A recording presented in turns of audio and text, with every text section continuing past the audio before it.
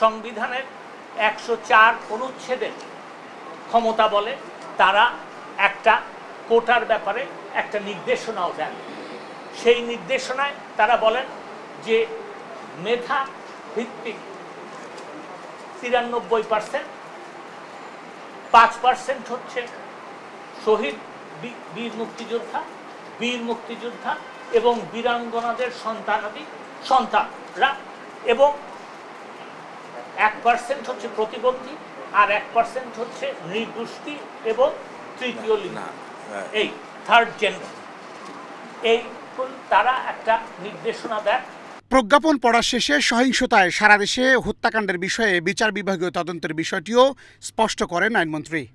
আগের যে সহিংসতা হয়েছে তার জন্য একটা বিচার বিভাগীয় তদন্তের কথা, সেখানে আমরা বিচার বিভাগীয় তদন্তের জন্য 1 সদস্য বিশিষ্ট একটা কমিটি করে দিয়েছি। তিনি কাজ করা শুরু করেছেন। আমি কিছুক্ষণ আগে যে পত্রিকায় দেখেছি যে অবস্থা একটু হলে, শান্ত হলেই তিনি স্পটগুলি ঘুরে দেখবেন। শিক্ষার্থীদের কারো নামে যাতে মামলা না করা হয় সেজন্য শিক্ষার্থীদের যে দাবি ছিল সেটিরও সুস্পষ্ট জবাব দেন আনিসুল হক।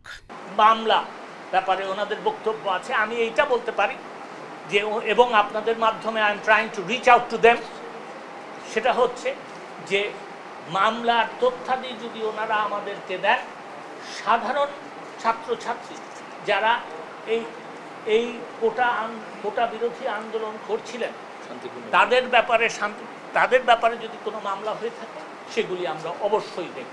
একই সাথে শিক্ষার পরিবেশ ফিরিয়ে আনতে সরকার কাজ করছে বলেও জানান আইনমন্ত্রী আনিসুল হক। এ সময় গণমাধ্যম কর্মীদের নানা প্রশ্নের জবাবও দেন তিনি। বাতেন বিপ্লব, এশিয়ান টেলিভিশন, ঢাকা।